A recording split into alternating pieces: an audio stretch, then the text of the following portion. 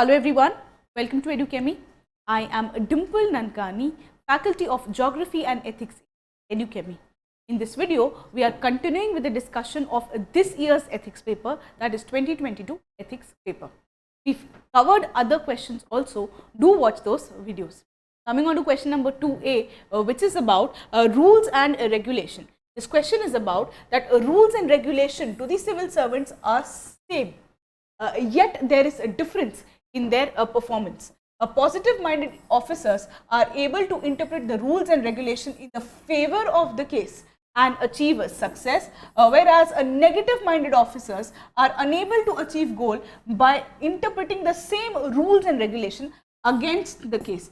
Discuss with the help of illustrations, that is examples. तो question ये बोलना चाह रहा है कि रूल्स और रेगुलेशन तो सबके लिए सेम है, दोनों टाइप के ऑफिसर्स के लिए भी सेम है, but an officer that has a positive mindset can actually interpret the rule in such a manner and succeed the case, whereas a negative minded officer will interpret the rule and regulation against the case, and you have to discuss this with the illustrations.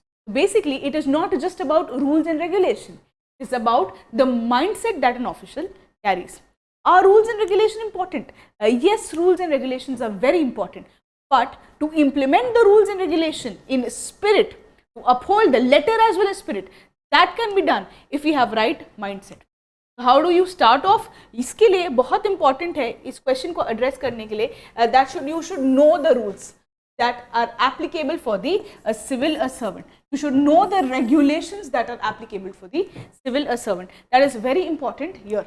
So let's see, how do you introduce, what kind of diagram can you use, what type of examples do you write in the body, and what can be your conclusion. Moving on to the introduction, you can start off with the importance of rules and regulation. That yes, rules and regulations are very important, and this has been more important in the previous bureaucracy, that is the Max Weberian type of bureaucracy, what has been given by Max Weber.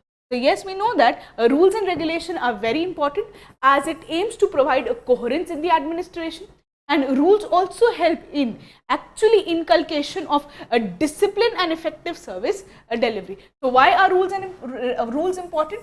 For discipline, for your regulations, as in for bringing the coherence, and they were highly emphasized by the Weber in the Weberian bureaucracy. So we know about Max Weber's bureaucracy. It is about yes, you have to have formal rules and regulation. That's what the Max Weber's bureaucracy said. Max Weber pointed out that a bureaucracy should have formal rules and regulations. So we know that they are quite important, especially in the Weberian bureaucracies. अब आपने rules का importance बता दिया introduction में कि rules important हैं. आप कुछ एग्जाम्पल्स लिखेंगे कि कौन से रूल्स एप्लीकेबल होते हैं सिविल सर्वेंट्स को. So various rules that are applicable to the civil servant. One that has been repeatedly talked about is your all India service conduct rules. So conduct rules 1968, you have the central secretariat service rules of 2019, we have all India service performance rules. So all India service rules, conduct rules, you have central secretariat rules.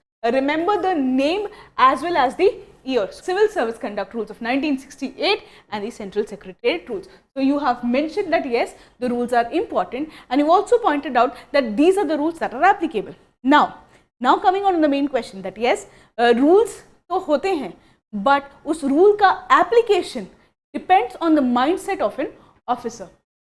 Yes, how can we see that? We can tell that कि जो बहुत सारे rules हैं, जैसे कि conduct rules 1968 के और civil service conduct rules, they have been interpreted variously by the various mindset of the officers. So a person who has a positive mindset, that person has been able to interpret the rules in the favor of the case.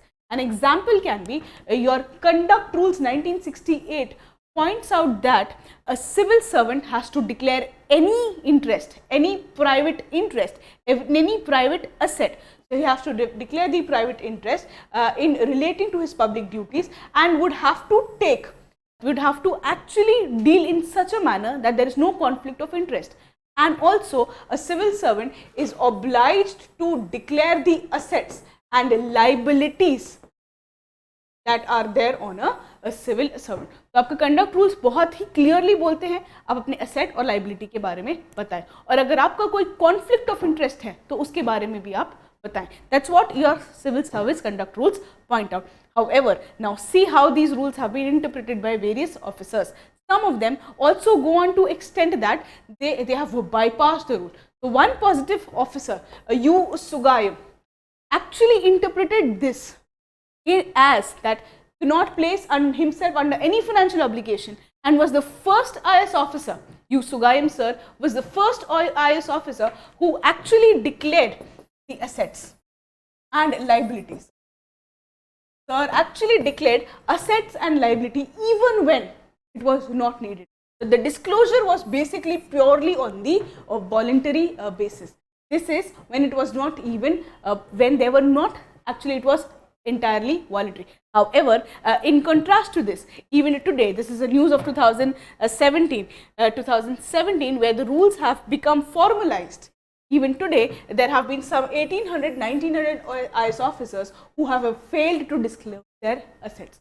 So there have been, though the rules are same, probably a person was not even obliged by that time, but the interpretation, the mindset is different. The civil servants with their mindset can actually implement the rules in a nice manner, or they can bypass the rule or tweak the rule, use some loopholes. This can be a good example there. The other example that you can use for this is the civil service conduct rule itself. Actually, there is a provision that in your civil service conduct rule which says that a civil servant cannot broadcast. It cannot broadcast either by its own name or anonymously anything that is adverse or anything that is criticizing the action of the central government or the state government. So, civil servant cannot speak against the government, central government and the state government. Now, ये छोटी बात है कि आप government को openly anonymously criticise नहीं कर सकते अगर आप सिविल सर्वेंट है तो। अब ये रूल को कैसे इंटरप्रेट किया जाता है? Some civil servants they go against the rules and say that this is compromising the freedom of speech and expression, whereas the other civil servants interpret this rule and say that it is needed for a discipline in the administration. For discipline in the administration, this is what is needed. So, a same rule seen by the different person in a different light. The one would seen as being compromising their freedom of speech and expression. The other is seen as it is a necessity for inculcating of the discipline. And these rules have now also been applicable for your social media. अब social media का ज़माना है, ठीक है? Robinhood. So here there have been social media use also to criticize the government. Therefore, now what does the rule actually imply? Rule is same. It depends on how a civil servant interprets it. This can be the second example, and the third is an example of anonymity. Anonymity means that a civil service has to work behind the curtains. If a civil servant has to work behind the curtains, a civil servant is not given the credit and also not criticized. Now again, the same issue, anonymity ka rule is applicable for all, is same for all. But a civil servant with a negative mindset sees as it as a number one factor for demotivating. Credit का फायदा ही नहीं मिल रहा है तो काम ही क्यों करें? अगर एनोनिमस ही रहना है तो काम क्यों करें? That's what a negative minded officer can see. However, a positive minded officer sees that he's being shielded from criticism. If a person is being shielded from criticism, can work in a better manner. It is basically seen as improving the performance as they are being shielded from the criticism and obviously the angle of discipline. So there. Not only that, our Prime Minister have also pointed that anonymity is the biggest weapon that is available to the civil servant. As the civil servant gets shielded from the criticism, as the civil servant is shielded from the criticism, then they can perform in a better manner. They are not criticized. They can perform to the best of their efficiency. However, the Prime Minister also makes a reference that civil servant is like a fourth line of the Ashokan emblem, of the emblem that we have. As the fourth pillar, fourth line is invisible, so is the civil servant who is working day and night to serve the citizen. So, how do you interpret the rules? depends on the mindset.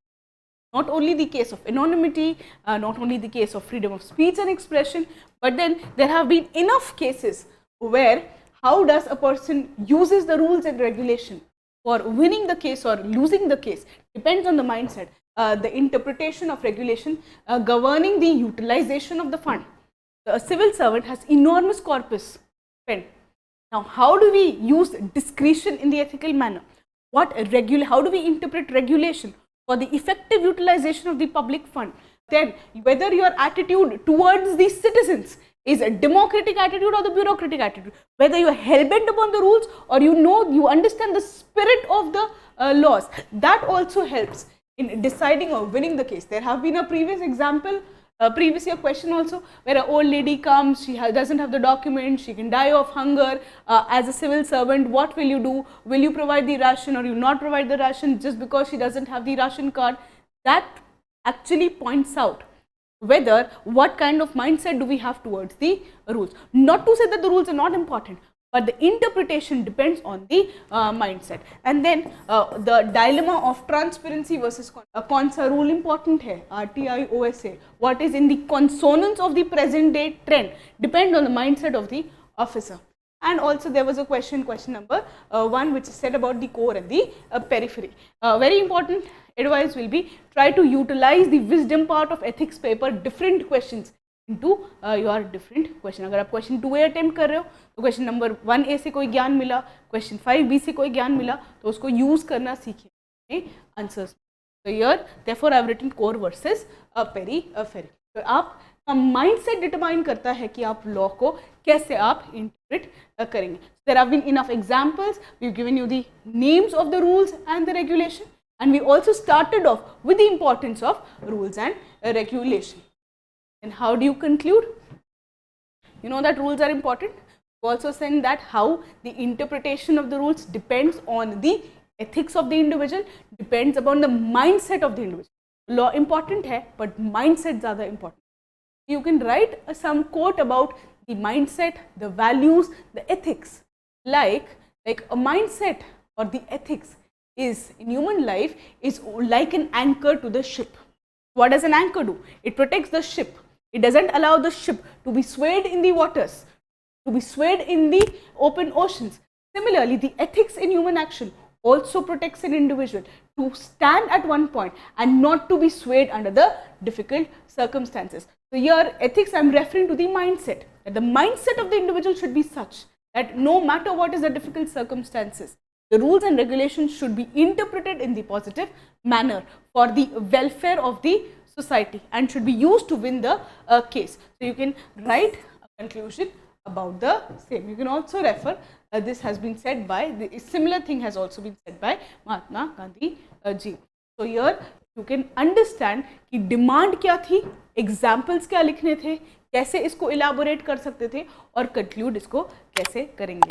I hope you like the videos. For more such video, stay tuned to our channel. Bye bye.